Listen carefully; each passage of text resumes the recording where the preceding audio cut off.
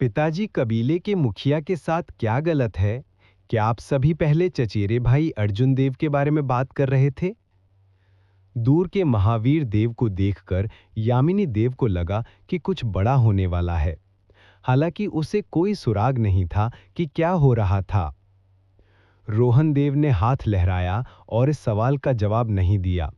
उन्होंने कहा, मैच देखिए, अर्जुन देव के पास अभी भी मौका है। आपको इन चीजों के बारे में चिंता करने की जरूरत नहीं है। देववंश के पिछवाड़े में पैतृक हॉल में महावीर देव ने पैतृक हॉल के केंद्र में घुटने टेक दिए। उन्होंने सैकड़ों स्मारक स्तंभों का सामना किया और गहरी आवाज में कहा, देवकुल के पूर्वजों, मैं महावीर देव बेकार हूं। मैं देव कबीले को उसके पूर्व गौरव को बहाल करने में असमर्थ हूं। अगर कोई सजा है तो कृपया ये सब मुझ पर डाल दें। इसका युवा पीढ़ी से कोई लेना देना नहीं है। अखाड़े में मौजूद अर्जुन देव ने महावीर देव को जाते हुए नहीं देखा। उसने जमीन पर लकड़ी की छिलन को देखा। उसका दिल अविश्वास से भर गया।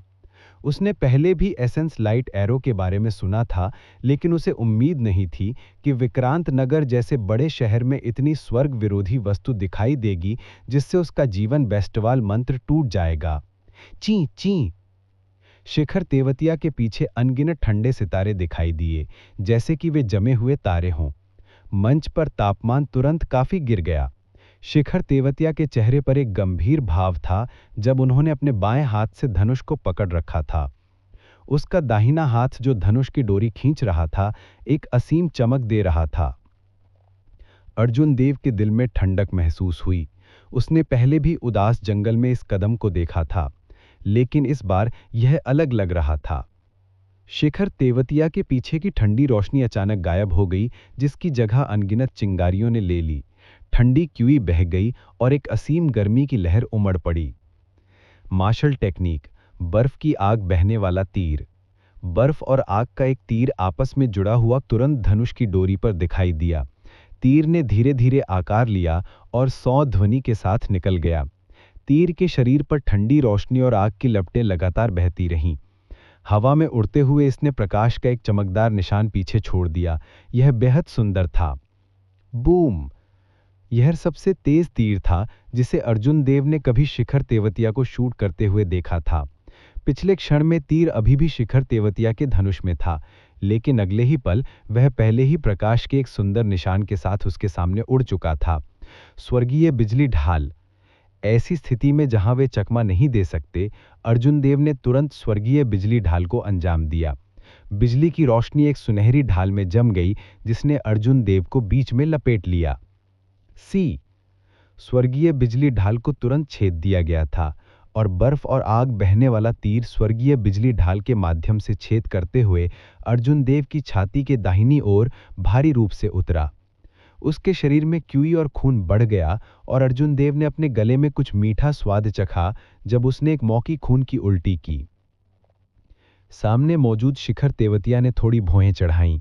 जब उसने देखा कि बर्फ और आग से बहने वाला बादल तीर अर्जुन देव के शरीर में नहीं घुस रहा है, तो वह कुछ आश्चर्यचकित था। उसके दाहिने हाथ ने धीरे से धनुष की डोरी को तोड़ दिया और एक अदृश्य ऊर्जा बर्फ और आग बहने वाले बादल तीर में संचारित हो गई। अगले ही पल बर्फ और आग से बना ऊर्जा तीर फट गया। हेवनली लाइटनिंग शील्ड का इंटीरियर बेहद कमजोर था, वह विस्फोट से तुरंत चकनाचूर हो गया। बर्फ और आग की विशाल ऊर्जा ने हिंसक रूप से आपस में जुड़कर अर्जुन देव को हवा में उड़ने के लिए भेज दिया, जिससे उन्होंने एक और मौखिक खून की उल्टी की। हवा में सवार अर्जुन देव को अपने पूरे शरीर में दर्द महसूस हो रहा था। जब से वह इस दुनिया में आए हैं, उन्हें कभी इतनी भारी चोटें नहीं लगी थीं। उसने जल्दी से एक रक्त भरने वाली गोली निकाली और अपने मुंह में रख ली। अर्जुन देव के उतरने का इंतजार किए बिना शिखर तेवतिया ने 3 ice fire flowing cloud arrow दागे। अर्जुन देव ने युद्ध कवच पहना हुआ था, इसलिए आइस फायर बहने वाले बादल तीर अर्जुन देव को भेदने में असमर्थ थे। अर्जुन देव एक लक्ष्य की तरह थे। शिखर तेवतिया द्वारा ऊंचे और ऊंचे शूट किए जा रहे थे। लगातार 3 विस्फोटों के बाद बढ़ती शॉकवेव हवा में खिलने वाली आतिशबाजी की तरह थी। शॉकवेव के प्रभाव में अर्जुन देव पहले ही 200 मीटर से अधिक की ऊंचाई पर पहुंच चुके थे। शिखर तेवतिया ने अपने माथे से पसीना पोंछा, जिससे उसके चेहरे पर एक क्रूर मुस्कान दिखाई दी। केवल अब उसने थोड़ा आराम करने की हिम्मत की। अर्जुन देव को हवा में गोली मारना एक ऐसी रणनीति थी जिससे वह पहले से ही लेकर आए थे। चाहे कुछ भी हो, एक व्यक्ति हवा में उतना फुर्तीला नहीं होगा जितना कि वह जमीन पर था। इस तरह अर्जुन देव एक लाइव टारगेट बन जाएंगे। शिखर तेवतिया कह सकते हैं कि जीत पहले से ही उनके मुट्ठी में थी। इस बार अर्जुन देव समाप्त हो गया है, वह एक लाइव टारगेट बन गया है। वास्तव में जल्दी से हार स्वीकार करें।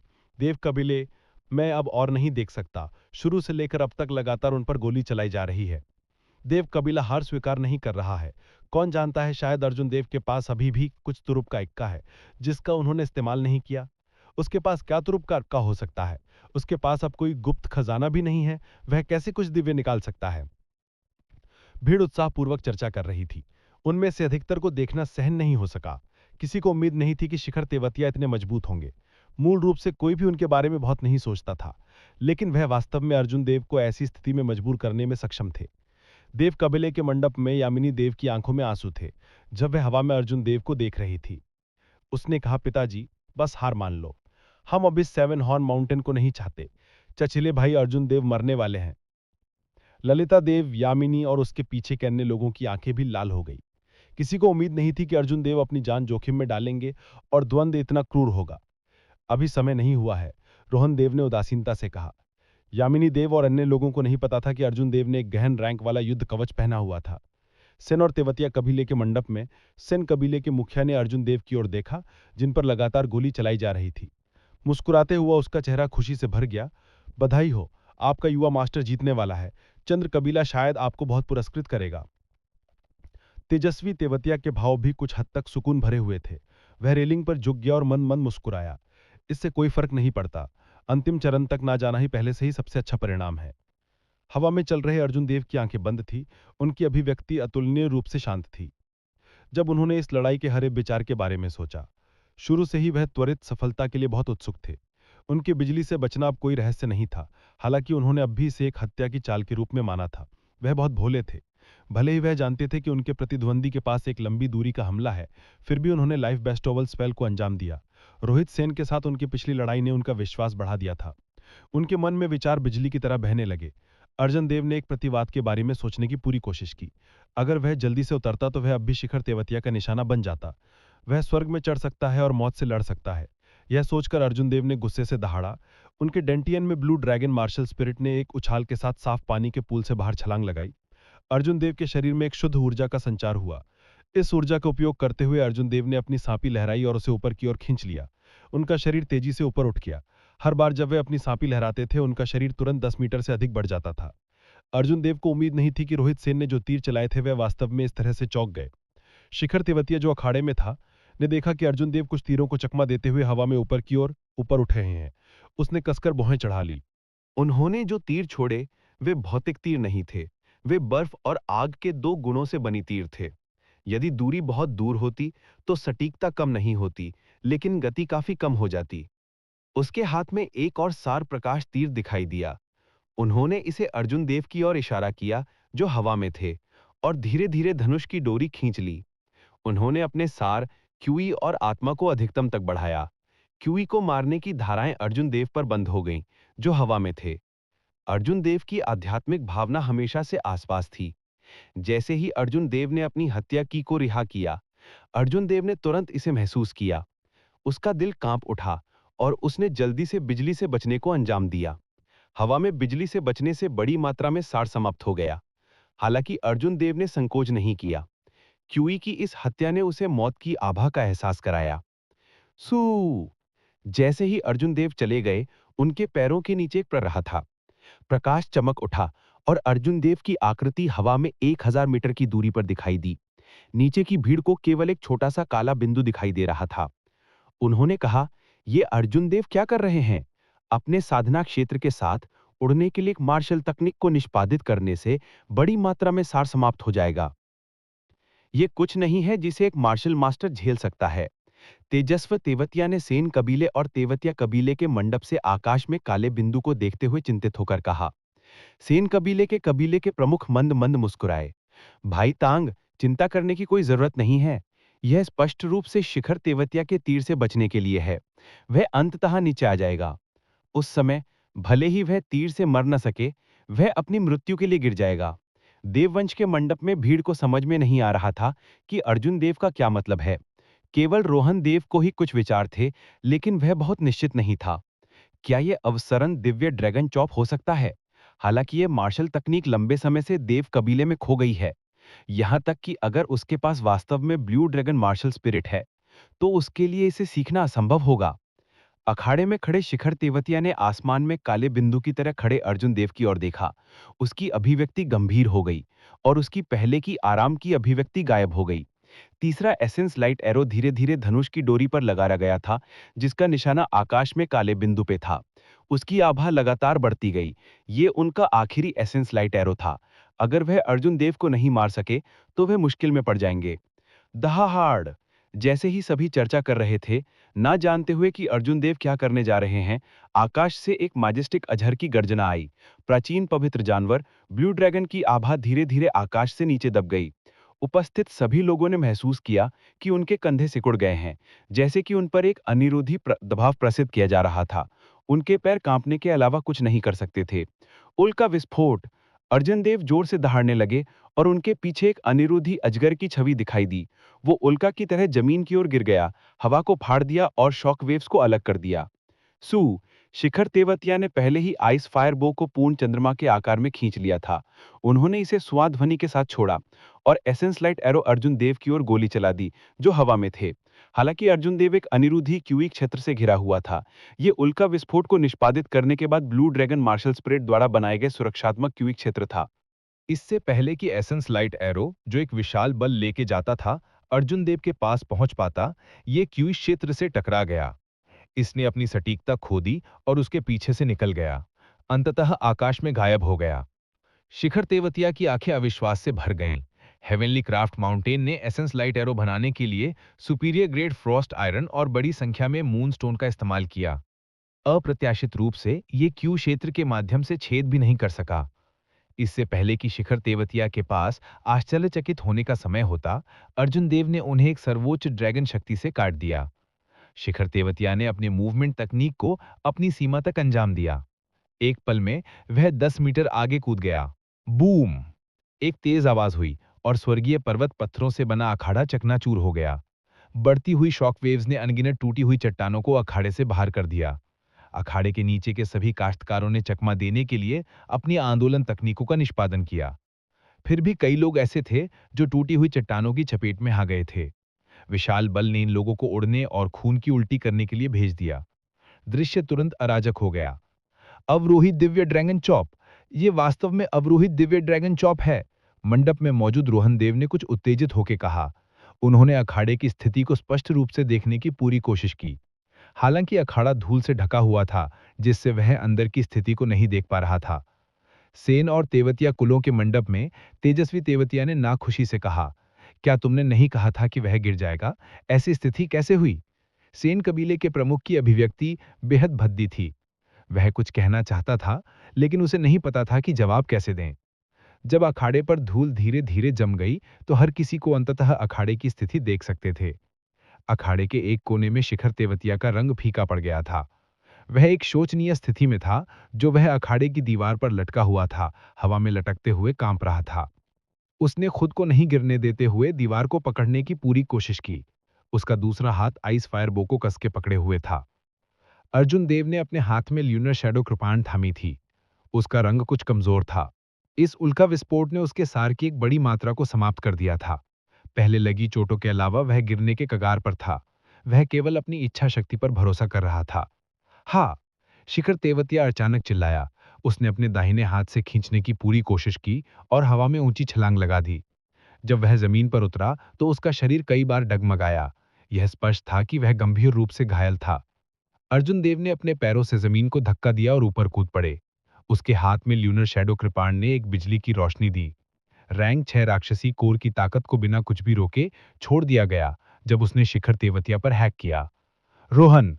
शिखर तेवतिया ने आइस फायर बो को पकड़ा और धीरे से उसे आगे बढ़ाया, जिससे अर्जुन देव की कृपाण अवरुद्ध हो गई। शिखर तेवतिया ने धनुष को वापस खींचा और मुड़ा। उसके पैर थोड़े हिल गए और आइस फायर बो ने अर्जुन देव को एक मुश्किल कोण से काट दिया। उन दोनों ने कुछ चालों का आदान प्रदान किया। शिखर तेवतिया ने धनुष को हथियार के रूप में इस्तेमाल किया। अपनी सरल आंदोलन तकनीक के साथ वह वास्तव में करीबी लड़ाई में अर्जुन देव के साथ समान रूप से लड़ने में सक्षम थे। अर्जुन देव मन ही मन आश्चर्यचकित थे। उन्हें उम्मीद नहीं थी कि रोहित सेन के पास ऐसी मार्शल तकनीक होगी जो आइस फायर बो को हथियार के रूप में इस्तेमाल करने में सक्षम होगी। 2 कदम पीछे हटने के बाद अर्जुन देव अपने दाहिने पैर से आगे बढ़े। उसके हाथों का रुख थोड़ा बदल गया और उसकी आभा अचानक बढ़ गई। शिखर तेवतिया हैरान थे और टीम को चकमा देना चाहते थे। कृपाण खींचना। बिजली की रोशनी टिमटिमा रही थी और एक हल्की सी रोशनी भर गई। शिखर तेवतिया के बाएं कंधे पर खून से लथपथ एक घाव दिखाई दिया। भले ही वह पहले से पीछे हट गया था, लेकिन वह कृपाण की रोशनी से मारा गया। Arc light chop. कृपाण की नोक धीरे से फड़फड़ाई और बिजली की रोशनी कृपाण पर तुरंत जम गई। इसने हवा में एक लंबी आर्क लाइट बनाई। आर्क लाइट पर बिजली की रोशनी लगातार इधर-उधर उछलती रही। शिखर तेवतिया इसे रोकने के लिए एक कदम उठाना चाहते थे, लेकिन उन्हें पता चला कि उन्हें इस कदम में कोई कमजोरी नहीं मिली। आर्क लाइट के कोण ने उसके हमले के सभी रास्तों को बंद कर दिया। जब तक वह पीछे हटना चाहता था, तब तक बहुत देर हो चुकी थी। आर्क लाइट ने उसकी छाती पर एक लंबा घाव छोड़ दिया। उछलती बिजली की रोशनी तुरंत घाव के माध्यम से शिखर तेवतिया के शरीर में प्रवेश कर गई। बिजली की रोशनी शिखर तेवतिया के शरीर के चारों ओर सड़ी हुई लकड़ी की तरह घूमती रही। उसके कदम एक पल के लिए गंदा हो गए। वह हैरान था। उसने आइस फायर बो को अपनी छाती के सामने रखा और धनुष की डोरी को हिंसक रूप से झटका दिया। जनसंख्या। आग की लपटों की एक लहर अर्जुन देव की ओर बढ़ रही थी, जो एक असीम गर्मी की लहर लेकर थी। Soaring heaven slash. Arjun Dev हवा में छलांग लगाकर आकाश की ओर दौड़ पड़े। वह सीधे आग की लपटों को तोड़ते हुए रोहित सेन की ओर घुस गए। उसके हाथ में लूनर शैडो कृपाण में एक आरक्षित चमक थी। इसमें कुछ भी फैंसी नहीं था। शिखर तेवतिया का चेहरा साफ हो गया, क्योंकि वह निर्णायक रूप से पीछे की ओर लुढ़कना चाहता था। उसके पास आइस फायर बो की उत्कृष्ट आंदोलन तकनीक में ही थी। इस रशिंग हेवन चॉप के खिलाफ वह केवल पीछे की ओर लुढ़कना चुन सकता था। Rushing thunder second chain chop. Arjun Dev के उतरने के बाद उन्होंने रशिंग थंडर स्लैश की अद्वितीय शक्ति का इस्तेमाल किया और rushing thunder second chain chop को अंजाम दिया। आश्चर्य में शिखर तेवतिया ने आनन फानन में अपने धनुष का इस्तेमाल करके रोक दिया। बैंग। आइस फायर बो 2 में टूट गया। रशिंग थंडर सेवर टेक्निक ने एक सांस में 5 हमले किए। इस समय एक भयानक ऊर्जा जमा हो गई थी। एक धमाजे के साथ शिखर तेवतिया को उड़ान के लिए भेज दिया गया। पवेलियन के ऊपर मौजूद तेजस्व तेवतिया ने तेजी से नीचे कूदकर शिखर तेवतिया को कैच कर लिया। उसकी उंगलियां बिजली की तरह तेज थीं, क्योंकि उसने शिखर तेवतिया की छाती पर कई बार प्रहार किया था। उसके बाद उसने जल्दी से एक औषधीय गोली निकाली और शिखर तेवतिया को खिला दी। तेजस्व तेवतिया ने शिखर तेवतिया की चोटों की जांच करने के बाद उसके चेहरे के भाव कम हो गए। उन्होंने अखाड़े में अर्जुन देव की ओर देखा और उन लोगों से उदासीनता से कहा, चलो चलते हैं। वायरस धीरे धीरे मैदान में चला गया और घोषणा की कि 10 साल के इस वादे में देववंश की एक बार फिर से विजय हुई है। सेवन हॉर्न माउंटेन के अधिकार एक बार फिर से देव कबीले के हैं। मुझे उम्मीद है कि अन्य कबीले इस परिणाम का सम्मान करेंगे। चचेरी भाई अर्जुन देव, क्या आप ठीक हैं? जैसे ही वायुरथ ने परिणाम की घोषणा की, यामिनी देव और अन्य लोग मैदान में दौड़ पड़े। ललिता देव की आंखें सितारों से भर गईं, क्योंकि उन्होंने कहा, बड़े भाई अर्जुन देव, आप इस बार देव कुल के नायक हैं। युवी देव आदित्य और अन्य देव कुल के शिष्यों ने उन्हें घेर लिया और उन्हें बधाई दी। इस परिणाम पर अखाड़े के नीचे की भीड़ कुछ आश्चर्यचकित थी। अर्जुन देव का उलटफेर बहुत अचानक था। जब अर्जुन देव ने भीड़ को देखा तो वे खुशी से भर गए। ब्लड रिप्लेनिशिंग पिल की मदद से उनकी आंतरिक चोटें पहले ही आधी हो चुकी थीं। हालांकि उसने अपने सार को ओवरड्रॉ कर लिया था और उसका शरीर इसे सहन नहीं कर सकता था। रोहन देव ने भीड़ को अलग कर दिया और कुछ बुजुर्गों को अपने पास ले आए। हालांकि उनके हावभाव में जीत की खुशी नहीं दिख रही थी। उन्होंने सबसे पहले अर्जुन देव की चोटों की जांच की। जल्दी वापस जाओ, कबीले के मुखिया को आपसे कुछ कहना है। जब वे पहुंचे तो देव कबीले के सभी लोगों के हाव भाव बेहद भद्दे थे। अब जब उन्होंने 10 साल का वादा जीत लिया था तो उनके भाव बहुत अधिक आराम से थे। विक्रांत नगर शहर, तेवतिया कबीला, गुप्त कक्ष। तेजस तेवतिया के चेहरे पर शर्मिंदगी के भाव थे, क्योंकि उन्होंने योगराज चंद्र से कहा, मेरा बेटा बेकार है और उसने भाई लैंग के 3 सार हल्के तीरों को बर्बाद कर दिया है। दोनों कुलों की हार की खबर योगराज चंद्र के कानों में पहले ही पहुंच चुकी थी। तेजस तेवतिया की बात सुनकर योगराज चंद्र ने उदासीनता से कहा, कोई दिक्कत नहीं है, मनुष्य निपटता है। परमेश्वर निपटता है, बस अपना सर्वश्रेष्ठ करो। बगल में मौजूद सलीम ने कहा, कबीले के मुखिया कृपया निर्णय लें। छठा एल्डर पहले ही 50 मार्शल ग्रैंड मास्टर्स ला चुका है और देव कबीले के आसपास छिपा हुआ है। वे बस आपके आदेश का इंतजार कर रहे हैं। साथ में मौजूद तेजस तेवतिया ने कहा, मेरा तेवतिया कबीला भाई चंद्रा के आदेश को सुनने के लिए 15 मार्शल ग्रैंड मास्टर प्रदान कर सकता है। सेन कबीले के प्रमुख ने आगे कहा, मेरा सेन कबीला भाई चंद्रा के आदेशों को सुनने के लिए 12 मार्शल ग्रैंड मास्टर प्रदान कर सकता है। हम किसी भी समय कबीले के प्रमुख के आदेशों को सुनेंगे। हम देव कबीले को नष्ट करने में संकोच नहीं करेंगे। योगराज चंद्रा ने अपनी आंखें बंद कर ली और बहुत देर तक सोचते रहे कि अचानक उन्हें खोल दिया। उसकी टकटकी ठंडी हो गई जब उसने गहरी आवाज में कहा, भाई सेन, आपको अपने कबीले के मार्शल ग्रैंड मास्टर्स को इकट्ठा करने में कितना समय लगेगा? सेन कबीले के प्रमुख मुस्कुराए। मैंने बहुत पहले ही व्यवस्था कर ली है। सेन कबीले के 12 मार्शल ग्रैंड मास्टर्स पहले से ही लंबे समय से टांग निवास के बाहर इंतजार कर रहे हैं। योगराज चंद्र ने सिर हिलाया और व्यवस्था करना जारी रखा। भाई सेन, भाई तेवतिया, मार्शल ग्रैंड मास्टर्स के अलावा आपके दोनों कुलों के कितने किसान प्रदान कर सकते हैं? सेन कबीले में कुल 70 मार्शल मास्टर्स और 100 मार्शल आर्टिस्ट हैं। तेवतिया परिवार में कुल 80 मार्शल मास्टर्स और 200 मार्शल आर्टिस्ट हैं। योगराज चंद्रा की आंखों में एक ब्राइट लाइट दिखाई दी और उन्होंने कहा, अच्छा, आप दोनों में से प्रत्येक एक व्यक्ति को इन किसानों का नेतृत्व करने के लिए भेजेंगे और सिटी लॉर्ड्स निवास के मार्ग की रक्षा करेंगे। आपको लोगों को सिटी लॉर्ड्स निवास से 2 घंटे के लिए ब्लॉक करना होगा। 2 घंटे के बाद स्थिति सेट हो जाएगी और कोई भी इसे नहीं पलट सकता है। सेन कबीले और तेवतिया कबीले के प्रमुख के चेहरे पर कठिन भाव थे, जो वे कह रहे थे, क्या आप इस बात से डरते नहीं कि हम सिटी लॉर्ड्स निवास के लोगों के खिलाफ जाने के बाद उनके साथ हिसाब चुकता करेंगे? योगराज चंद्रा ने उन दोनों की ओर देखा और गहरी आवाज में कहा, क्या आपको लगता है कि देव कबीले में जाकर हम सिटी लॉर्ड्स निवास के विरुद्ध नहीं जा रहे हैं? क्या तुम्हें लगता है कि सिटी लॉर्ड्स निवास को पता नहीं होगा कि हमने देव परिवार में उनके प्रतियोगी को भारी चोट पहुंचाई है? अगर ये मेरे चंद्रा परिवार के पीछे की शक्तिशाली पृष्ठभूमि के लिए नहीं होता, तो क्या तुम्हें लगता है कि वायुरथ ने समझौता किया होता? सेन और तेवतिया कबीले के कुलपतियों ने राहत की सांस ली और कहा, हम भाई चंद्रा के आदेशों को सुनेंगे। हम आधे घंटे में रवाना होंगे। हम देव कबीले का सफाया कर देंगे और किसी को भी जीवित नहीं छोड़ेंगे। योगराज चंद्रा के चेहरे पर दृढ़ संकल्प और निर्ममता का निशान दिखाई दे रहा था। विक्रांत नगर शहर, देव कबीला, ग्रेट हॉल। अर्जुन देव, रोहन देव और अन्य लोगों के पीछे पीछे ग्रेट हॉल तक गए। बड़े हॉल में महावीर देव के चेहरे पर एक उदास भाव था, क्योंकि वह एक लकड़ी की कुर्सी पर बैठे थे। अर्जुन देव ने महावीर देव को देखकर मुस्कुराते हुए कहा, अर्जुन देव, सौभाग्य से मैं अपने मिशन में असफल नहीं हुआ और देववंश के लिए ये द्वंद्व जीत लिया। हालांकि ये कहने के बाद उन्हें पता चला कि कुछ गड़बड़ है। देव कबीले के आसपास के बुजुर्गों के चेहरे पर जटिल भाव थे। उन्होंने द्वंद्व युद्ध जीतने की कोई खुशी नहीं दिखाई। महावीर देव बहुत देर तक खुद से बुदबुदाते रहे, इससे पहले कि उन्होंने अचानक कहा, अर्जुन देव, क्या आपका मार्शल स्पिरिट पवित्र जानवर ब्लू ड्रैगन है? मुझे सच बताओ, उसे कैसे पता चला? अर्जुन देव का दिल बैठ गया। उसका मन एक पल के लिए अस्त व्यस्त हो गया। थोड़ी देर बाद उसने आखिरकार एक निर्णय लिया। जो आने वाला था वह अंततः आएगा। वह इससे बच नहीं सकता था। अर्जुन देव ने बिना किसी डर के महावीर देव की ओर देखा और कहा, पिता के जवाब में, मेरी मार्शल स्पिरिट वास्तव में ब्लू ड्रैगन मार्शल स्पिरिट है। ब्लू ड्रैगन मार्शल स्पिरिट में क्या गलत है? ब्लू ड्रैगन बगल में बैठे एक बुजुर्ग समझाने ही वाले थे कि अचानक देवनिवास के सामने वाले यार्ड से हत्या की आवाज आने लगी। दयनीय चीखें सुनी जा सकती थीं और सभी के हाव भाव बदल गए। अर्जुन देव का दिल कांप उठा और उन्होंने जल्दी से अपनी आध्यात्मिक भावना को बाहर भेज दिया।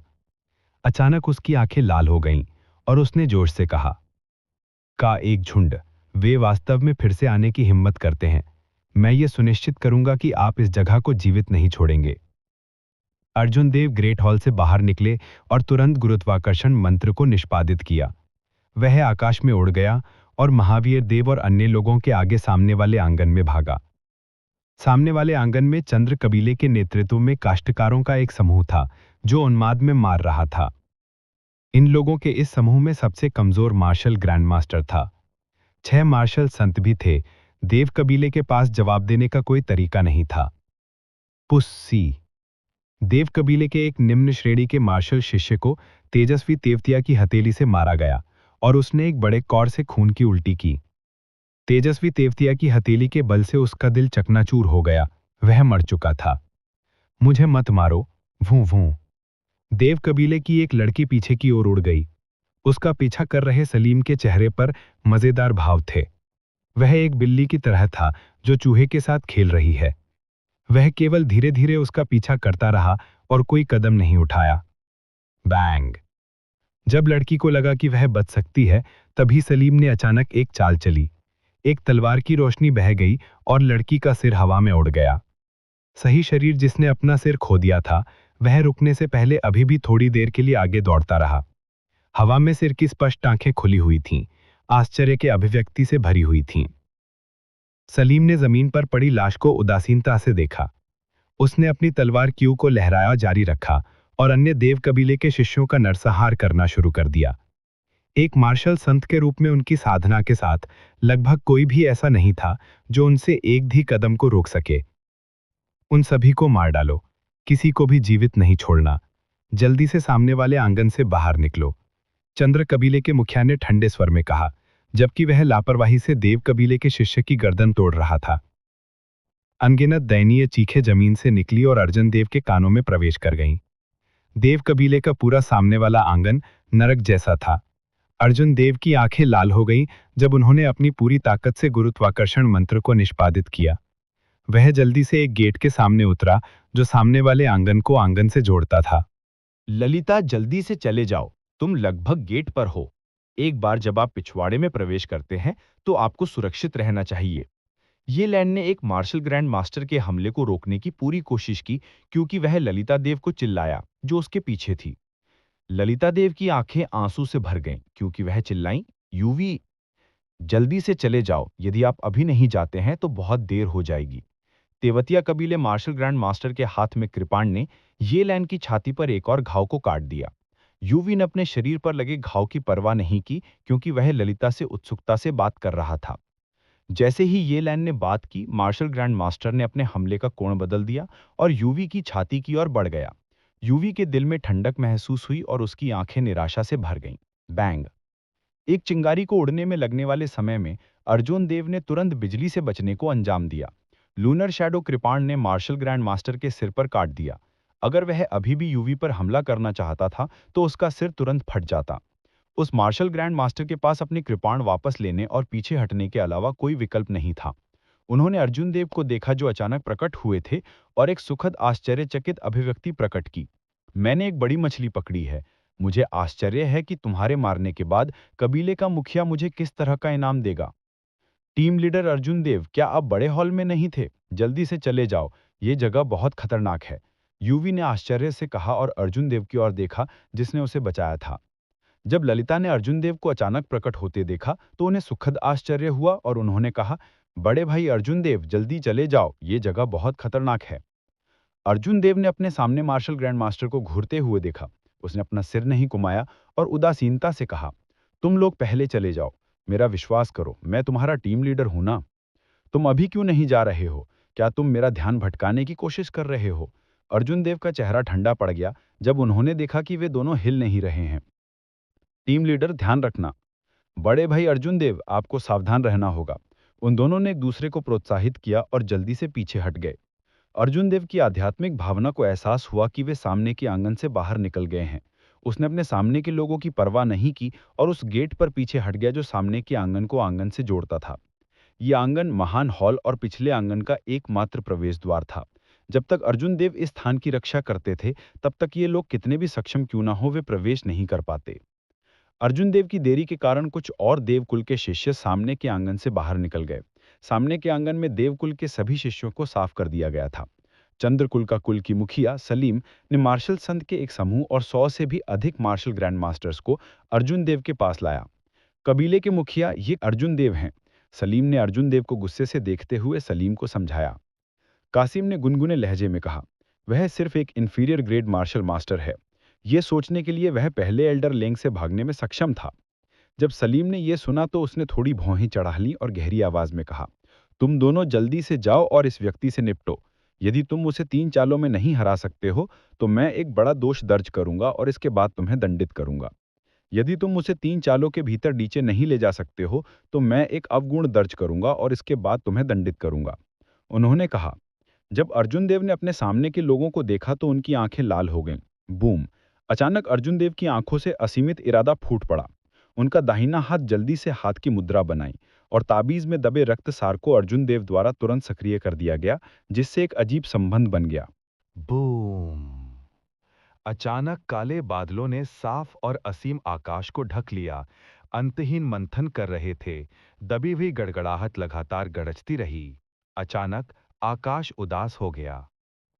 प्रकाश का एक लाल रंग का स्तंभ देव निवास के चारों ओर 8 अलग-अलग दिशाओं से ऊपर उठा, आकाश में दौड़ता हुआ। अर्जुन देव का शरीर जमीन से 1000 मीटर ऊपर उड़ गया। बिजली के अनगिनत चापों ने उसे घेर लिया। वज्र चमक रहा था, जिससे अर्जुन देव का चेहरा रोशन हो रहा था, जिससे वो उज्जवल और अंधेरे के बीच टिमटिमा रहा था। वो गड़गड़ाहट के देवता की तरह था, क्योंकि वो हवा में खड़ा था, एक सर्वोच्च शक्ति का उत्सर्जन कर रहा था। अर्जुन देव ने सावधानी से आसपास की बिजली को नियंत्रित किया। नौवें स्वर्ग के थंडर फॉर्मेशन के मार्गदर्शन में विनाशकारी ऊर्जा पागलपन से भर गई। यदि इस ऊर्जा को नियंत्रित करने में कोई लापरवाही होती, तो अर्जुन देव को प्रतिक्रिया का सामना करना पड़ता और वो धूल में बदल जाता। कबीले के प्रमुख, क्या हो रहा है? अचानक हुई स्थिति ने चंद्रा कबीले के लोगों को घबराहट की अवर्णनीय भावना महसूस कराई। काले बादलों में बिजली एक तेज चाकू की तरह थी, जो मौत की आभा ले रही थी, जो किसी भी क्षण गिरने के लिए तैयार थी। योगराज चंद्रा ने एक अतुलनीय गंभीर अभिव्यक्ति प्रकट की। थोड़ी देर बाद उन्होंने अचंभे में कहा, यह एक गठन है, एक गठन जो केवल प्राचीन युग में दिखाया गया था। कोई इसे कैसे रख सकता है? जल्दी करो, उसे गोली मारो, नहीं तो हम सब यहीं मर जाएंगे, योगराज चंद्रा ने अचानक जोर से कहा। धनुष और तीर के कुछ काश्तकारों ने अपने धनुष खींचे और आकाश में गोली चलाई। हालांकि इससे पहले कि अर्जुन देव पर उड़ रहे तीर अर्जुन देव के करीब पहुंच पाते, वे काले बादलों में बिजली से धूल में बदल गए। सामने के आंगन के बाहर महादेव देव ने, जिन्होंने देव कबीले के अभिजात वर्ग का नेतृत्व किया था, दौड़े। जब उन्होंने आकाश में अर्जुन देव और काले बादलों में अनगिनत बिजली को देखा, तो उनके हाव भाव थोड़े बदल गए। उन्होंने अपना हाथ लहराया और कहा, आगे मत जाओ, ये एक गठन है जो केवल प्राचीन युग से खो गया है। यदि आप इसमें कदम रखते हैं, तो आप गलती से मारे जा सकते हैं। जब रोहन देव ने यह सुना तो उनके भाव बहुत बदल गए। उन्होंने कहा, यह अफवाह है कि केवल खेती के दायरे वाले लोग ही इस गठन का उपयोग कर सकते हैं। क्या दूसरा यंग मास्टर इसका सामना कर सकता है? महावीर देव के चेहरे पर भाव अतुलनीय रूप से गंभीर थे। उन्होंने अपना सिर घुमाया और लियू देव से कहा, एल्डर लियू, अगर बाद में अर्जुन देव को कुछ हो जाता है, तो कृपया उन्हें तुरंत ले आएं। ये मेरा अनुरोध है। मुझे आशा है कि आप इससे सहमत होंगे। लियू देव ने कुछ नहीं कहा। उन्होंने केवल अपना सिर हिलाया और महावीर देव के अनुरोध को स्वीकार कर लिया। योगराज चंद्रा ने आकाश में धूल में तब्दील हो चुके तीरों को देखा। उनकी आंखों में डर का निशान था। थोड़ी देर बाद वो जोर से चिल्लाया। उसने अपने पैर मोड़े और आकाश में दौड़ते हुए ऊपर कूद पड़ा। अर्जुन देव ने अपनी आध्यात्मिक भावना को द्रवित किया। इससे पहले कि वो कोई कदम उठा पाता, काले बादलों में बिजली ने उनकी आध्यात्मिक भावना के मार्गदर्शन में आकाश को छेद दिया और तुरंत योगराज चंद्रा पर प्रहार किया। बिजली की तेज शक्ति से योगराज चंद्रा मौके पर ही गिर गए। वो जमीन पर जोर से गिरा। उसका पूरा शरीर काला हो गया था, जैसे वो लगातार हिल रहा था। कबीले के प्रमुख, आप कैसे हैं? उसके बगल के लोगों ने जल्दी से उसकी मदद की। उन्होंने उसकी चोटों की जांच की और उसे एक औषधीय गोली खिलाई। योगराज चंद्रा ने औषधीय गोली का सेवन किया और उनका रंग थोड़ा सुधर गया। उन्होंने कमजोर होकर कहा, जल्दी से चले जाओ, गठन कोर बनने से पहले छोड़ दें। मेरी चिंता मत करो, मेरे आंतरिक अंग पहले ही बिजली से नष्ट हो चुके हैं। मेरे पास बचने की कोई संभावना नहीं है। योगराज चंद्रा के बोलने के बाद वो फिर से बेहोश हो गए। कबीले के प्रमुख, क्या आप ठीक हैं? शानदार स्वर्गीय शक्ति की के द्वारा निर्देशित 9 स्वर्ग दिव्य बिजली, मेरे आदेश पर ध्यान दें, नष्ट करना। अर्जुन देव के हाथों में लगातार हाथ की मुद्रा लग रही थी। आसमान में बिजली गड़गड़ाने लगी। यह हजारों पुरुषों और घोड़ों के साथ एक शानदार सेना की तरह था। यह विशाल और असीम था और इसकी आभा ने आसमान को हिला दिया। जैसे ही अर्जुन देव ने बात की, अनगिनत बिजली जमीन पर गिर गई। उदास आसमान में बिजली की चमक थी। आह! एक मार्शल ग्रैंड मास्टर बिजली की चपेट में आ गया। वो बुरी तरह से चिल्लाया, क्योंकि उसका शरीर तुरंत एक खूनी गंदगी में बदल गया, जिससे उसकी मौके पर ही मौत हो गई। जल्दी भागो! भयानक आभा ने तुरंत सभी को अपनी बुद्धि से डरा दिया। उनके चेहरे डर से पीले पड़ गए, क्योंकि वे जल्दी से पीछे हट गए। अर्जुन देव मन ही मन ठंडे स्वर ने मुस्कुराया। तुम्हें लगता है कि तुम बच सकते हो? नौवें स्वर्ग की थंडर फॉर्मेशन की मदद से उनकी आध्यात्मिक भावना ने पूरे देव निवास को घेर लिया। उसने लोगों के इस समूह के शरीर पर एक छिपा हुआ निशान रखा। बिजली स्वचालित रूप से निशान लगाने वाले लोगों का पीछा करेगी। भूम भूम भूम भूम। अनिगनत बिजली के बोल्ट उतरे। ये जगह शुद्धिकरण की तरह थी। दयनीय चीखें लगातार गूंज उठीं। हर बार जब बिजली का एक बोल्ट उतरता तो वो एक जीवन काटता था। अर्जुन देव को अपने दिल में कोई दया नहीं आई। उसने पहले से ही लड़की के बारे में सोचा। सिर काटने के बाद भी वो भागती रही। उसका दिल शांत नहीं रह सका। उनकी आध्यात्मिक भावना ने जल्दी से हवा को स्कैन किया और जल्द ही सलीम के फिगर का पता लगा लिया। ये आदमी ऊपर और नीचे छलांग लगा रहा था, वास्तव में बिजली के कुछ बोल्ट को चकमा दे रहा था। अर्जुन देव का अचानक प्रकट होना देखकर सलीम चौंक गए। उन्होंने सख्ती से कहा, अर्जुन देव, आपने वास्तव में मेरे सामने आने की हिम्मत की। लापरवाह! अर्जुन देव ने कुछ नहीं कहा। उसने अपना हाथ बढ़ाया और इशारा किया। बाल्टी जितनी मोटी बिजली का एक बोल्ट आसमान से उतरा। इससे पहले कि सलीम अपनी बात पूरी कर पाता, उसे मीट पेस्ट में बिजली का झटका लग गया। भुनने की गंध बाहर निकल गई। अर्जुन देव ठंडी ठंडी हंसा और सलीम के शरीर को हवा में लात मार दी। साबर की रोशनी की एक चमक थी और सलीम को तुरंत आधा काट दिया गया था। उनकी आध्यात्मिक भावना फैलती रही। अर्जुन देव ने मार्शल सेंट विशेषज्ञों को निशाना बनाया। ये लोगों की आंदोलन तकनीक चौंकाने वाली थी। वे वास्तव में बिजली से बचने में सक्षम थे। भूम भूम भूम। बाल्टी जितनी मोटी बिजली के कुछ और बोल्ट थे। अर्जुन देव के निर्देशन में उन मार्शल सेंट में से एक भी भागने में कामयाब नहीं हुआ था। उन सभी को मीट पेस्ट में बिजली का झटका दिया गया था। आधे घंटे के बाद अर्जुन देव धीरे धीरे आसमान से नीचे उतरा। सामने का आंगन जली हुई कारशों से भरा हुआ था। मार्शल ग्रैंड मास्टर्स या मार्शल सेंट्स में से कोई भी भागने में कामयाब नहीं हुआ था। काले बादल बिखर गए और देव निवास के चारों ओर 8 लाल रंग के प्रकाश स्तंभ धीरे धीरे जमीन में डूब गए। जैसे ही प्रकाश स्तंभ पूरी तरह से गायब हो गए, देव निवास के 8 लाल रंग के प्रकाश स्तंभ धीरे धीरे जमीन में धंस गए। जैसे ही प्रकाश के स्तंभ गायब हो गए, स्वर्ग और पृथ्वी के बीच की भयानक ऊर्जा गायब हो गई और सूरज की रोशनी एक बार फिर से जमीन पर चमक उठी। अर्जुन देव के मन में एक बेधक दर्द था। उनके पीले चेहरे पर खून के हल्के निशान स्पष्ट रूप से देखे जा सकते थे। तीव्र दर्द के बीच अर्जुन देव ने महसूस किया कि उनके शरीर में ऊर्जा तेजी से खत्म हो रही है। भूम! उनके डंटियन में एक विस्फोट हुआ था। अर्जुन देव की साधना वास्तव में एक पूरी कक्षा से गिर गई थी, एक बार फिर से सुपीरियर ग्रेड मार्शल शिष्य बन गई थी। जब उनके मन में दर्द धीरे धीरे गायब हो गया, तो अर्जुन देव ने क्यू रिटर्निंग पिल का सेवन किया। वो मन ही मन फूट फूट कर रोया। लोगों के इस समूह को मारने के लिए उसने अपनी खेती का एक पूरा ग्रेड बर्बाद कर दिया था। हालांकि उन्हें इसका पछतावा नहीं था। भले ही अर्जुन देव का साधना क्षेत्र आत्मशोधन क्षेत्र में लौट आए, लेकिन वो लोगों के इस समूह के खिलाफ नौवें स्वर्ग की थंडर फॉर्मेशन का उपयोग करने में नहीं हिचकिचाएंगे। श्वा। कदमों की आहट सुनाई दे रही थी क्योंकि महावीर देव ने देवकुल का नेतृत्व किया। रोहन देव ने आगे बढ़कर अर्जुन देव के शव की स्थिति का जायजा लिया। वो मदद नहीं कर सका लेकिन चौंक गया। उसने वास्तव में ग्रेड गिरा दिया। ये बहुत अजीब है, मैंने इसके बारे में पहले कभी नहीं सुना है। जब महावीर देव ने देखा कि अर्जुन देव ठीक हैं तो उन्होंने राहत की सांस ली। उन्होंने फिर से वही विषय उठाया। अर्जुन देव, क्या आपकी मार्शल स्पिरिट ब्लू ड्रैगन है? तो क्या हुआ अगर ये है, और अगर ये नहीं है तो क्या हुआ? अर्जुन देव को अतुलनीय थकान महसूस हुई। जब फिर से इस सवाल के सामना करना पड़ा तो उसके दिल में अब थोड़ा सा भी धैर्य नहीं था। महावीर देव के हाव भाव ठंडे पड़ गए। उन्हें उम्मीद नहीं थी कि अर्जुन देव उनसे बात करने के लिए इस तरह का लहजा इस्तेमाल करेंगे। उन्होंने गहरी आवाज में कहा, अगर ऐसा है तो आप अभी जा सकते हैं। विक्रांत नगर शहर में कभी वापस ना आए। आप जितना आगे बढ़े उतना अच्छा है। अर्जुन देव चौंक गए। हालांकि उन्होंने 10 साल के वादे के बाद देव कबीले को छोड़ने की योजना बना ली थी, लेकिन उन्हें इस तरह के अंत की उम्मीद नहीं थी। महावीर देव वास्तव में उन्हें निष्कासित करना चाहते थे।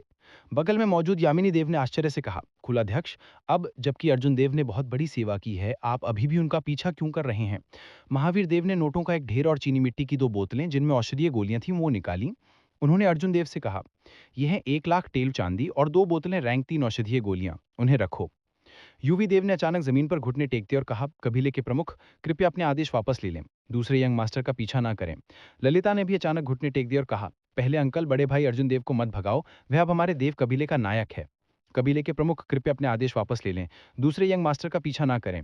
जिन लोगों ने अर्जुन देव के साथ उदास जंगल में प्रशिक्षण लिया था, साथ ही जिन्हें अर्जुन देव ने बचाया था, वो सभी भी घुटने टेक गए। महावीर देव ने गुस्से में कहा, तुम क्या करने की कोशिश कर रहे हो, विद्रोही? अर्जुन देव ने कुछ नहीं कहा। वो धीरे धीरे आगे बढ़ा और सबकी मदद की। फिर सबकी चकित निगाहों के नीचे वह महावीर देव के सामने घुटनों के बल बैठ गया और जोर से प्रणाम किया। उसने कहा, यह घुटना अर्जुन देव की ओर से आपको धन्यवाद देने के लिए है। तुम्हारे बिना मैं अर्जुन देव इस दुनिया में नहीं आ पाता। तुम्हारे बिना मैं अर्जुन देव इस दुनिया में नहीं आ पाता। तुम जो भी निर्णय लो, मैं तुम्हें दोष नहीं दूंगा। बैंग। अर्जुन देव ने फिर से जोर से प्रणाम किया और कहा, यह घुटना देवकुल के बुजुर्गों को धन्यवाद देने के लिए है, क्योंकि उन्होंने मेरे इस दुनिया में आने के बाद मेरी देखभाल की। बैंग। यह घुटना आप सभी भाई और बहनों को धन्यवाद देने के लिए है, जो मेरे लिए विनती करने के लिए तैयार थे। एक आदमी के घुटने सोने के बराबर हैं। मैं अर्जुन देव तुम्हारे घुटने टेकने के योग्य नहीं हूं। अर्जुन देव के बोलने के बाद वो बाहर निकल गए। उन्होंने वे बैंक नोट और औषधीय गोलियां नहीं ली जो महावीर देव ने उनके लिए तैयार की थीं। उन्होंने बिजली से बचने का अंजाम दिया और उनकी आकृति जल्दी से सबकी नजरों से ओझल हो गई। यामिनी देव जो उनका पीछा कर रही थी, उन्होंने देखा कि अर्जुन देव धीरे धीरे दूर में गायब हो गया। उसकी खूबसूरत आंखें आंसुओं से भर गईं और वो छुप छुप कर रो रही थी। विक्रांत नगर शहर के बाहर अर्जुन देव ने शहर की ऊंची दीवारों को देखा। उन्होंने लाइफ बेस्टोल स्पेल का इस्तेमाल किया और एक छोटी सी चिड़िया बनाई। उसने एक नुस्खा और एक पत्र लिखा जो उसने पहले ही लिख दिया था। उसने उसे छोटी चिड़िया के पैर से बांध दिया और तपेश के निवास पर भेज दिया। पर्चे पर दर्ज औषधीय गोली एक औषधि गोली थी जो टूटे हुए पैरों को ठीक कर सकती थी। क्योंकि अर्जुन देव को सामग्री नहीं मिली, इसलिए वह इसे परिष्कृत नहीं कर सका। अब जब वो विक्रांत नगर शहर छोड़ने वाला था, तो वो केवल मोफैंग को नुस्खा दे सकता था। पत्र में उन्होंने तपेश से 3 साल तक देव वंश की रक्षा करने की विनती की। हालांकि अर्जुन देव तपेश की ताकत के माध्यम से नहीं देख सकते थे, लेकिन वे कम से कम एक शिखर मार्शल संत थे। तपेश के संरक्षण के साथ देव कबीले को इस आपदा से बचने में सक्षम होना चाहिए। छोटी चिड़िया को धीरे धीरे आकाश में गायब होते देख अर्जुन देव ने मन ही मन कुछ उदासी के साथ कहा, अलविदा विक्रांत का गरनगर। जब वो मुड़ा तो उसने एक अप्रत्याशित चेहरा देखा। उस खूबसूरत फिगर को देखकर अर्जुन देव को पता नहीं क्यों, लेकिन उनके उदास मूड में काफी सुधार हुआ। सुहानी, क्या तुमने हिसाब लगाया था कि आज देव कबीले द्वारा मेरा पीछा किया जाएगा, इसलिए तुम यहां इंतजार कर रही थी? पुरुषों के कपड़े पहने और फोल्डिंग फैन पकड़े सुहानी ये सुनकर मंद मंद मुस्कुराई। मेरा कोई और इरादा नहीं है, मैं बस आपको विदा करना चाहती थी और रास्ते में आपको कुछ देना चाहती थी। अपनी हथेली के एक फ्लिप के साथ एक मार्शल टेक्निक मैनुअल अचानक अर्जुन देव की ओर उड़ गया। उसने इसे संदिग्ध रूप से प्राप्त किया। उसने कवर पर शब्दों को देखा और इसे धीरे से पढ़ा, blue dragon cloud soaring art. Arjun Dev मन ही मन दंग रह गए, लेकिन उनके हाव भाव नहीं बदले। वो मंद मंद मुस्कुराया और कहा, दूसरों के लिए यह मार्शल तकनीक बेकार है, हालांकि मेरे लिए यह अनमूल्य खजाना है। मुझे विश्वास नहीं है कि आप मुझे इतनी अच्छी चीज बिना कुछ लिए देंगे। तुम अधिक सीधे रहो, तुम्हारे पास क्या अनुरोध है? बस मुझे सीधे बता दो। मुझे वास्तव में वही चाहिए जो तुम मुझे दे रहे हो। जब तक ये मेरी क्षमताओं के भीतर है, मैं तुम्हारी मदद करने की पूरी कोशिश करूंगा। जब सुहानी ने यह सुना तो उसे यह रोचक लगा। ये पहली बार था जब वो किसी ऐसे व्यक्ति से मिली थी जो किसी से सीधे बात करने की हिम्मत करता था। वो हंसी और बोली, भविष्य में अगर मुझे कोई कठिनाई आती है तो मैं चाहूंगी कि आप मेरी मदद करें। मैं आपको ये नहीं बताऊंगी कि ये उपकार क्या है, लेकिन आप इसे निश्चित रूप से करने में सक्षम होंगे। सौदा पक्का। भविष्य में अगर आप मुझे ढूंढ सकते हैं तो मैं आपके इशारे पर रहूंगा और कॉल करूंगा। अर्जुन देव के बोलने के बाद वो मुड़ा और बिना पीछे देखे चला गया। अर्जुन देव को इतनी सीधे सीधे बात मानते देख सुहानी एक पल के लिए स्तब्ध रह गई। जब तक उसने प्रतिक्रिया दी, तब तक उसे पता चला कि अर्जुन देव पहले ही बहुत दूर जा चुके हैं। उसने जोर से कहा, अर्जुन देव, क्या आपको डर नहीं है कि मैं आपको धोखा दे दूंगी? दूर अर्जुन देव के कदम बिल्कुल नहीं रुके। उसने मार्शल टेक्निक मैनुअल पकड़ लिया और धीरे से अपना हाथ लहराया। एक आवाज धीरे धीरे प्रसारित हुई, मुझे तुम पर विश्वास है। ग्रेट किन नेशन, डोंग मिंग प्रांत, सिशुई प्रांत, व्हाइट वाटर सिटी एक रेस्टोरेंट के भीतर।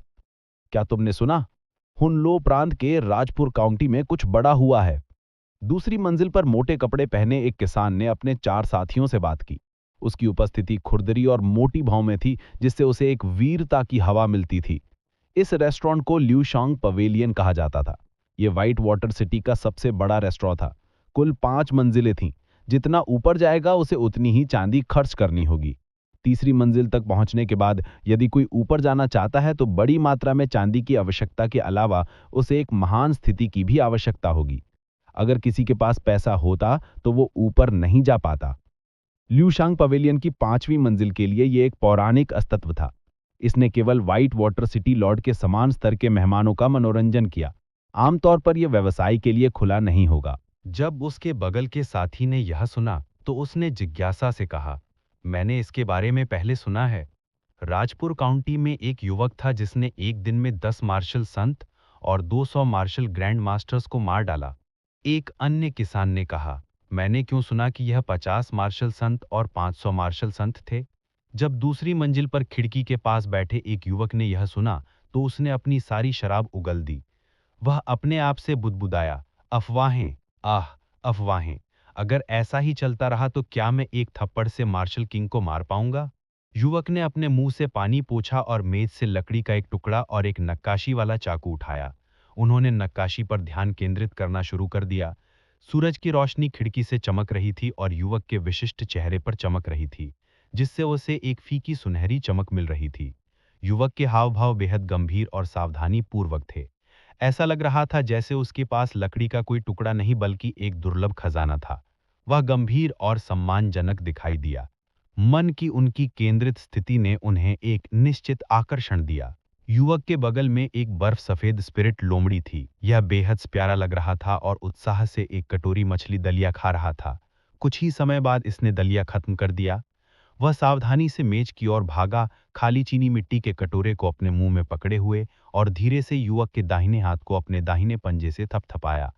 युवक ने जो कर रहा था उसे रोक दिया और स्पिरिट फॉक्स की ओर देखा। उसने महसूस किया कि वह उसे दयनीय दृष्टि से देख रहा था। उसकी बड़ी बड़ी पानी भरी आंखें आंसुओं से भर गईं और उसका दूसरा पंजा खाली चीनी मिट्टी के कटोरे की ओर इशारा कर रहा था। उसका व्यवहार देखकर युवक मंद मंद मुस्कुराया। बाय, ओ बाय, तुम सचमुच पेटू हो। वेटर, मुझे मछली रो मांस दलिया का एक और कटोरा दो, मुझे एक बड़ा कटोरा दो, युवक ने जोर से पुकारा। कुछ ही समय बाद वेटर मछली दलिया का एक बड़ा कटोरा लेकर दौड़ा। हालांकि उसकी हरकतें तेज थी लेकिन उसके हाथ पैर बहुत स्थिर थे। यह स्पष्ट था कि इस वेटर के पास एक निश्चित स्तर की खेती थी। डैंग, मांस का दलिया मेज पर मजबूती से उतरा। एक भी बूंद बाहर नहीं गिरी। वेटर ने मुस्कुराते हुए कहा, मछली का दलिया यहाँ है। यदि आपके कोई अनुरोध हैं तो कृपया हमें बताएं। युवक ने अपना हाथ लहराया और टिप के रूप में एक चांदी का पिंडल पीछे छोड़ दिया। वेटर ने इसे खुशी से प्राप्त किया और जल्दी से जाने से पहले धन्यवाद किया। जब स्पिरिट फॉक्स ने देखा कि मांस दलिया परोसा गया है तो उसकी दयनीय अभिव्यक्ति तुरंत गायब हो गई। इसे एक हर्षित अभिव्यक्ति के साथ बदल दिया गया क्योंकि यह मांस दलिया की ओर बढ़ रहा था। युवक के अस्तित्व के बारे में पूरी तरह से भूल गया। युवक ने मजाक में डांटा, अब जबकि भोजन है तो वह तुरंत अपने मालिक के बारे में भूल जाता है। बोलने के बाद उन्होंने कोई आपत्ति नहीं की और अपने हाथों में लकड़ी की मूर्ति को तराशने पर ध्यान केंद्रित करना जारी रखा। यह युवक विक्रांत नगर सिटी का अर्जुन देव था। देव कबीले को छोड़ने के बाद वह स्वर्गीय खड़ग मंडप में जाने के लिए तैयार था। वह स्वर्गीय खड़ग मंडप का शिष्य बनना चाहता था और एवयोजियो को चंद्र छाया खड़ग से जगाना चाहता था। हालांकि देव कबीले को छोड़ने के बाद उसे पता चला कि दुनिया बहुत बड़ी है, यहाँ तक कि महान किन राष्ट्र भी उसकी कल्पना से बड़ा था। ग्रेट किन नेशन में इंपीरियल कैपिटल और उत्तर में रॉयल रेजिडेंस के अलावा डोंगमिन प्रांत, शह प्रांत और नानलिंग प्रांत भी थे। प्रत्येक प्रांत 3 प्रांतों पर शासन करता था और प्रत्येक प्रांत में 7 काउंटी थे। इसके अलावा प्रत्येक प्रांत का क्षेत्रफल अर्जुन देव के पिछले जीवन की भूमि के आकार का आधा था। यह कल्पना करना आसान था कि महान किन राष्ट्र कितना बड़ा था। अर्जुन देव जिस विक्रांत नगर सिटी में था वह एक बहुत ही साधारण छोटा सा शहर था। इसके ऊपर राजपुर काउंटी, हुनलुलो प्रांत और डोंगमिंग प्रांत थे। स्वर्गीय खड़ग मंडप शह प्रांत में स्थित था। एक पूर्व में था तो दूसरा पश्चिम में। वे कई 10,000 किलोमीटर की दूरी पर थे। अर्जुन देव को पहले ही 2 महीने हो चुके थे। रास्ते में उसे पता चला कि स्वर्गीय खड़ग मंडप हर अक्टूबर में एक एकीकृत प्रवेश परीक्षा आयोजित करता है।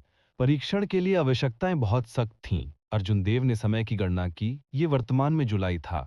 स्वर्गीय कृपाण मंडप की प्रवेश परीक्षा से पहले अभी भी 3 महीने थे।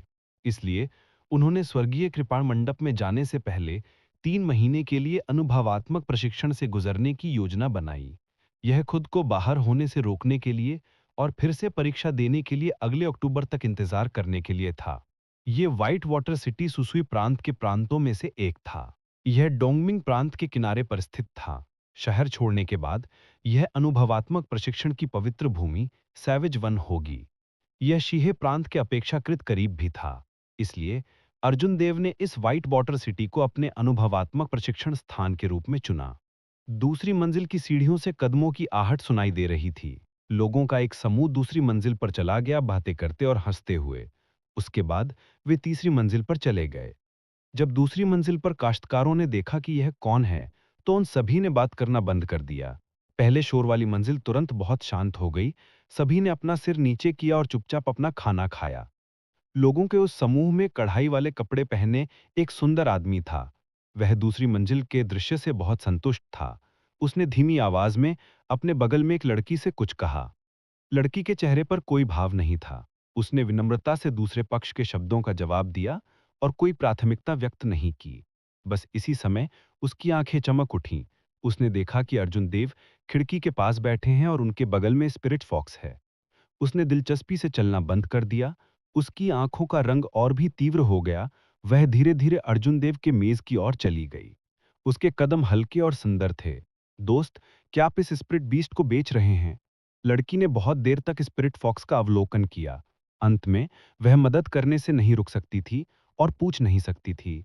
उसकी आवाज स्पष्ट और मधुर थी। यह सुनना बहुत सुखद था। और कोई भी मदद करने से नहीं रुक सकता था और कृपया का तरद्दुद नहीं किया। अर्जुन देव ने बहुत पहले ही उन लोगों पर ध्यान दे दिया था। उसने अपना सिर उठाया और लड़की को ध्यान से देखा। उसने मन ही मन सराहना की। इस लड़की ने हरे रंग की ड्रेस पहन रखी थी। उसके चेहरे की विशेषताएं सुरम्य थीं। उसके सफेद दांत और चमकदार आंखें थीं। उसके पास खुबानी का चेहरा और आड़ू के गाल थे। अपनी समान उत्कृष्ट हरी पोशाक के साथ उसने एक परी की ताजगी भरी भावना साझा की। लेकिन अर्जुन देव ने पहले भी कई खूबसूरत फिल्में देखी थीं। सुहानी, जो भोर के समय एक परी की तरह थी, सौम्य और गतिशील यामिनी देव, जो बर्फ की तरह शुद्ध और झरने की तरह साफ थीं, इस लड़की से कम नहीं थीं। जहां तक पूर्ण सुंदरता की बात है, विनाशकारी रूप से सुंदर यू इंग की तुलना करने की भी कोई आवश्यकता नहीं थी। अर्जुन देव में झटके से लड़की से अपनी निगाहें हटा लीं। उसने उदासीनता से कहा, अगर आप वास्तव में समझते हैं तो बेचना या ना बेचने के बारे में कुछ नहीं कहते। आप जा सकते हैं। लड़की का दिल कांप उठा। उसे लगा कि अर्जुन देव उसे अस्वीकार कर सकते हैं। हालांकि उसे उम्मीद नहीं थी कि वह उसे इतने सीधे तौर पर अस्वीकार कर देगा, उसे कोई चेहरा नहीं देगा। वह एक पल के लिए स्तब्ध रह गई। इससे पहले कि उसने माफी मांगते हुए मुस्कुराया, मैं वास्तव में असभ्य थी। मैंने भाई और इस स्पिरिट बीस्ट के संबंध को कमतर आंका। हालांकि क्या भाई का वास्तव में इसे बेचने का कोई इरादा नहीं है?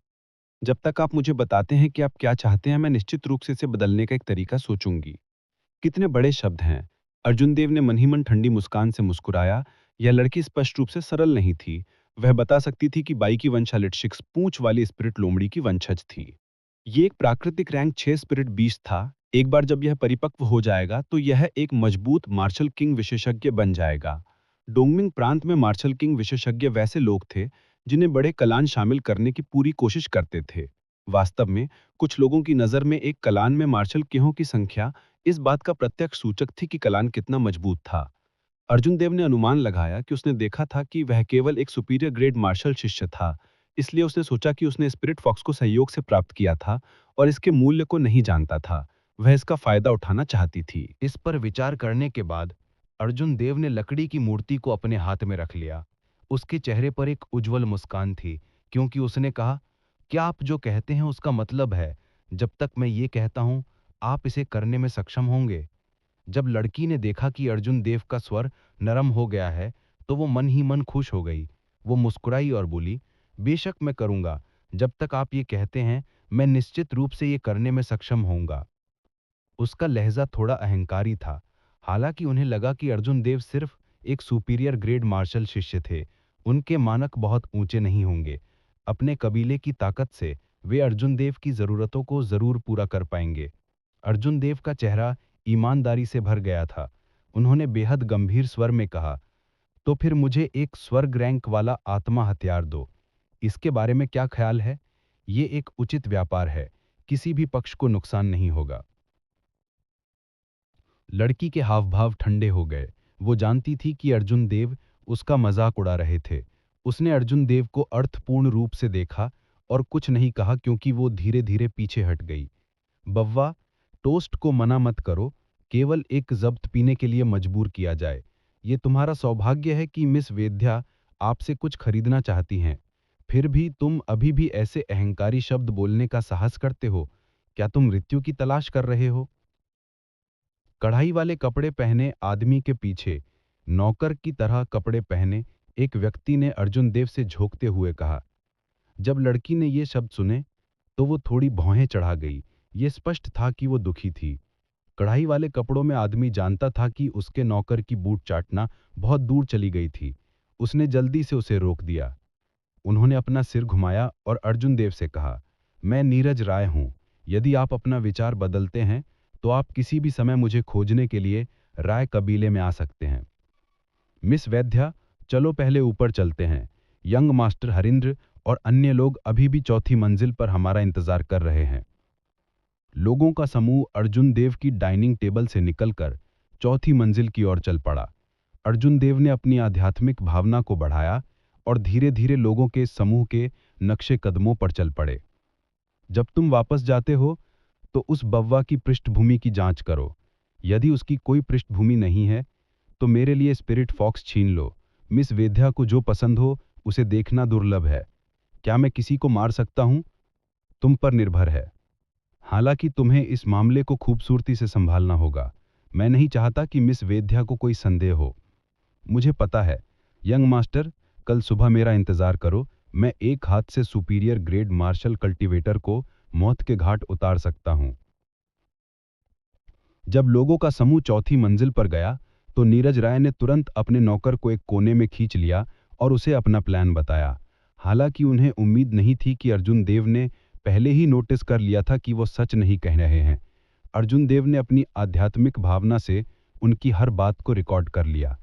ये खत्म हो गया। इस युवक ने आर्या कबीले के मिस को नाराज कर दिया। वो शायद ही जीवित रह पाएगा।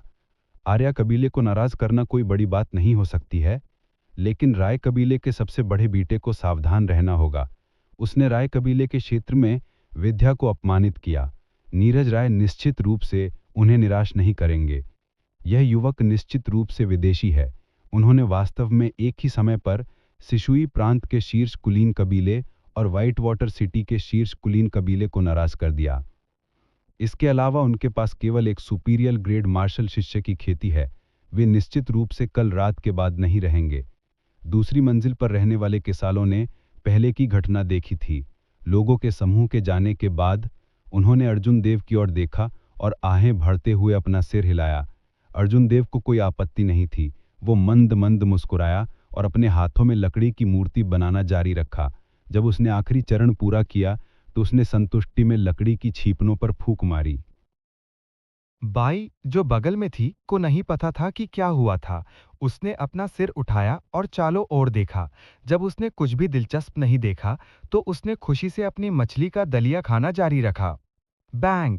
धमाका! दूसरी मंजिल पर गहने पहने एक मोटे अर्जुन देव के पास गए।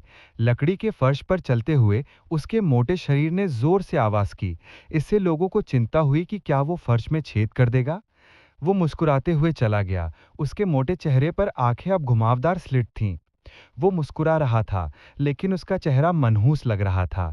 चाहे कोई इसे कैसे भी देखे, वो मनहूस ही लग रहा था। दोस्त, क्या हम बैठकर शराब पी सकते हैं? बोलने के बाद उन्होंने अर्जुन देव के सहमत होने का इंतजार नहीं किया। वो बैठ गया और मुस्कुराया और कहा, दोस्त, तुम वास्तव में एक सीधे साधे व्यक्ति हो। तुम इतनी जल्दी सहमत हो गए? उसकी उंगलियां हर तरह की अंगूठियों से भरी हुई थी। जेडाइट, सफेद जेड, सोना, वो सब कुछ था जिसके बारे में कोई सोच सकता था। उसने अपने दाहिने हाथ में सोने से बना एक फोल्डिंग पंखा पकड़ा हुआ था, जो उसके रत्नजड़ित कपड़ों से मेल खाता था। वो एक नूवियो रिच की तरह तैयार था। ये उतना ही कठिन था जितना कोई कल्पना कर सकता है। ये बेहद कठिन था।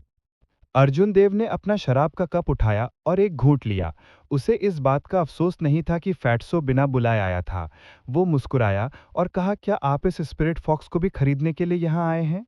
उस फैट्सो ने अपना सुनहरा फोल्डिंग पंखा खोला और उसे खूबसूरती से लहराया। यह अफसोस की बात थी कि उसकी उपस्थिति उतनी ही अजीब थी जितनी कोई कल्पना कर सकता है। फोल्डिंग पंखा पकड़े हुए सुहानी ने इस फैट्सो को देखा तो क्या वो उसे थप्पड़ मारकर मार डालती? ये सोचकर अर्जुन देव मुस्कुराए बिना नहीं रह सके।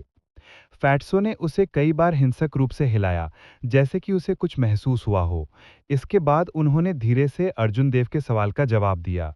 मैं इतना बेवकूफ नहीं हूं। हालांकि आर्य कबीले की वो लड़की इस जानवर की रक्त रेखा को बता सकती थी, लेकिन वो ये नहीं बता सकती थी कि इस जानवर के पास पहले से ही रक्त अनुबंध था। जब तक आप मरते नहीं, भले ही स्पिरिट फॉक्स किसी के द्वारा खरीदा गया हो, ये अपने आप वापस आ जाएगा। जो कोई भी इसे खरीदता है वो एक मूर्ख है। अर्जुन देव चौंक गए। इस मोटे की आंखों की रोशनी असाधारण थी। वो मदद नहीं कर सका और गंभीरता से पूछने लगा, मैंने आपका महान नाम नहीं मांगा। जब फैट्सो ने देखा कि उसके शब्दों ने अर्जुन देव को झकझोर दिया है, वो आत्मसंतुष्ट होकर मुस्कुराया।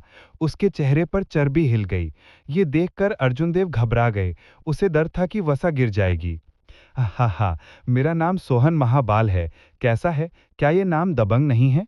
मेरे पिता ने मेरा नाम सोहन महाबाल रखा था। मुझे लगा ये कठिन है, इसलिए मैंने बाव शब्द जोड़ दिया। अर्जुन देव के दिल में खूब पसीना आ गया। सोहन महाबल, अरुण तेजस, वे वास्तव में पिता और पुत्र हैं। उसने एक मुस्कान मजबूर की और कहा, हा हा हा, भाईजिन, ये नाम वास्तव में दबंग है। अरुण तेजस अर्जुन देव के अभिनय से काफी संतुष्ट थे। वो मुस्कुराया और बोला, भाई, समय बर्बाद करना बंद करो। तुम भी अपना नाम बताओ। जिस क्षण मैंने आपको देखा मुझे लगा कि हम किस्मत में हैं। अर्जुन देव। अरुण तेजस ने अपनी ठुड्डी रगड़ी और धीमी आवाज में बुदबुदाया, अर्जुन देव, ये नाम जाना पहचाना लगता है। कोई बात नहीं, चलो इसके बारे में नहीं सोचते हैं। ये मुझे सिरदर्द दे रहा है। भाई अर्जुन, सच कहूं तो मुझे आपके हाथों ने लकड़ी की मूर्ति में बहुत दिलचस्पी है। मुझे आश्चर्य है, क्या मैं इससे तुम्हें खेलने दे सकता हूं? अर्जुन देव ने बोलने के बाद लापरवाही से अपना दाहिना हाथ लहराया और मेज पर रखी लकड़ी की मूर्ति तुरंत उनके हाथ में उड़ गई। अर्जुन देव फिर चौंक गए। उन्होंने अरुण तेजस के पहले के कार्यों को ध्यान से याद किया। मुझे कोई पूर्वानुमान नहीं है। अगर मुझे पता है कि वो क्या सोच रहा है, तो मुझे उसे रोकने और लकड़ी की मूर्ति प्राप्त करने में कुछ विश्वास है। अर्जुन देव ने अपने मन में लगातार हिसाब लगाया। हालांकि अनगिनत गणनाओं के बाद परिणाम हमेशा शून्य था। इस फैट्सो की गति तेज नहीं लग रही थी, लेकिन इसने एक बहुत ही स्वाभाविक एहसास दिया। यह बहुत ही कैजुअल लग रहा था, जैसे कि किसी दोस्त ने आपको नमस्ते कहा हो और फिर बहुत ही सामान्य तरीके से आपकी चीजें छीन ली हों। हालांकि ये सब एक मुखौटा और एक आवरण था। यदि वह नहीं चाहता कि आप जाने, तो आप यह अनुमान भी नहीं लगा पाएंगे कि यह वह था जिसने वस्तु ली थी। अरुण तेजस केवल एक अवरग्रेड मार्शल मास्टर थे। हालांकि इस समय अर्जुन देव उनकी पहरे पर थे। उन्होंने अरुण तेजस को अपने दिल में एक बेहद डरावना व्यक्ति बताया। अरुण तेजस लगातार अपने हाथ में लकड़ी की मूर्ति को रगड़ रहे थे। उसकी आंखों में मुस्कान थी। यह उतना ही घृणित था जितना कोई कल्पना कर सकता था, गर्मी में सूअर की तरह। इसके अलावा अर्जुन देव को इसका वर्णन करने के लिए और कोई शब्द नहीं मिला। अर्जुन देव को अब और देखना बर्दाश्त नहीं हो रहा था। उसने लकड़ी की मूर्ति छीन ली। उसे डर था कि अगर ये मोटा इसे रगड़ता रहा तो लकड़ी की मूर्ति वास्तव में जमीन पर सपाट हो सकती है। लानत है! अर्जुन देव ने उसे अपने हाथ में पकड़ा और एक नजर डाली। यालन की छाती का क्षेत्र पहले ही सपाट हो चुका था। उसकी ब्रा अब दिखाई नहीं दे रही थी। अर्जुन देव अवाक रह गया। ऐसा करने के लिए उसे कितना घृणित होना चाहिए। अरुण तेजस को अपना आपा खोने का एहसास हुआ, लेकिन उनके चेहरे पर कोई शर्म नहीं थी। अर्जुन देव को मनहूस अंदाज में देखने से पहले वह हंसे। मुझे उम्मीद नहीं थी कि भाई अर्जुन एक दयालु आत्मा होंगे। आप वास्तव में मेरे दिल में देवी को इतने वास्तविक रूप से उकेरने में समर्थ रहे कि यहाँ तक कि एक वास्तविक व्यक्ति से भी ज्यादा यथार्थवादी। क्या आप ये लकड़ी की मूर्ति बेच रहे हैं? मैं भूखा हूँ, यह अब काम नहीं कर रहा है। मेरे लिए एक और नक्काशी करें। मैं इसके बदले में एक अर्थ रैंक स्पिरिट वेपन का उपयोग करूंगा। उन्होंने कहा, मैं अरुण तेजस हमेशा अपने शब्दों पर खरा उतरता हूँ। जब मैं व्यापार करूंगा तो मैं किसी को धोखा नहीं दूंगा। मैं एक छोटी लड़की की तरह नहीं रहूंगा जो तुम्हारे साथ एक मूर्ख की तरह व्यवहार करती है। अर्जुन देव ने मन ही मन सोचा, अगर मैं एक और तराश दूं, तो तुम उसे तब तक पीसते रहोगे जब तक कि मैल भी न रह जाए। उसने लकड़ी की नक्काशी को देखा, जिसकी छाती सपाट हो चुकी थी। जब उसने फैटी जिन के पसीने के बारे में सोचा, तो अर्जुन देव को अचानक घृणा महसूस हुई। उसने अपने हाथ में लकड़ी की मूर्ति को खिड़की से बाहर फेंक दिया। उसके बाद उसने पर्पल लॉ की एक किनार निकाल दी, जिससे हवा में लकड़ी की मूर्ति अनगिनत टुकड़ों में बिखर गई। जोर से हाथ पूछने के बाद अर्जुन देव को लगा कि घिनौना एहसास थोड़ा बेहतर है। मेरी देवी! फैट्सो आश्चर्य से चिल्लाया। वह खिड़की से बाहर भागा और हवा में लकड़ी के टुकड़ों को देखा। उसके चेहरे पर एक अतुलनीय रूप से दुखद और दिल टूटने वाला भाव प्रकट हुआ। अर्जुन देव उनसे परेशान नहीं हो सकते थे। उन्होंने अपने पीछे एक बैंक नोट छोड़ दिया और इस जगह को छोड़ने की तैयारी कर रहे थे। भाई अर्जुन, मत जाओ। जाने की इतनी जल्दी में मत बनो। फैट्सो खिड़की के ठीक बाहर था। पलक झपकते ही वह अर्जुन देव के सामने था। अर्जुन देव को कसकर पकड़ते ही उसके चेहरे पर मुस्कान आ गई थी। अर्जुन देव अरुण तेजस का हाथ झटकना चाहते थे, लेकिन उन्हें पता चला कि यह आदमी असाधारण रूप से भारी था। उसके सार का उपयोग नहीं करने के बिना वह फैट्सो को बिल्कुल नहीं हिला सकता था। असहाय अर्जुन देव केवल रुक सके और कह सके, ये मत सोचो कि मैं तुम्हारे लिए वह लकड़ी की मूर्ति बनाऊंगा, मैं इससे सहमत नहीं होऊंगा। अरुण तेजस ने मुस्कुराते हुए चेहरे के साथ कहा, ठीक है, भले ही व्यवसाय विफल हो जाए, फिर भी परोपकार है। मैंने देखा कि आपकी किस्मत में था, इसलिए मैं तुम्हें पे देना चाहता हूँ। चलो, चौथी मंजिल पर चलते हैं। मेरा इलाज, फैट्सो ने अपनी छाती थपथपाते हुए साहसपूर्वक कहा। अर्जुन देव परेशान होने के बाद कुछ नहीं कर सकते थे। उन्होंने कहा, हम केवल पिएंगे और बात नहीं करेंगे, हम शराब पीने के बाद चले जाएंगे। अरुण तेजस ने हंसते हुए कहा, ठीक है, आओ चौथी मंजिल पर चलते हैं, वहां ज्यादा शांति है। हर कहानी एक अंत तक पहुंचती है, लेकिन कुछ कहानियां दिल में बस जाती हैं। अगर दिव्य तपस्या अर्जुन देव की कहानी का ये भाग आपके दिल को छू गया हो, तो वीडियो को लाइक करें और हमारे channel Mukul the story teller को सब्सक्राइब करें ताकि अगला भाग सबसे पहले आप तक पहुंचे। और हाँ, कमेंट में ज़रूर बताइएगा कि आपको इस कहानी का ये हिस्सा कैसा लगा। आपका एक शब्द हमारे लिए नई कहानी की प्रेरणा बन जाता है।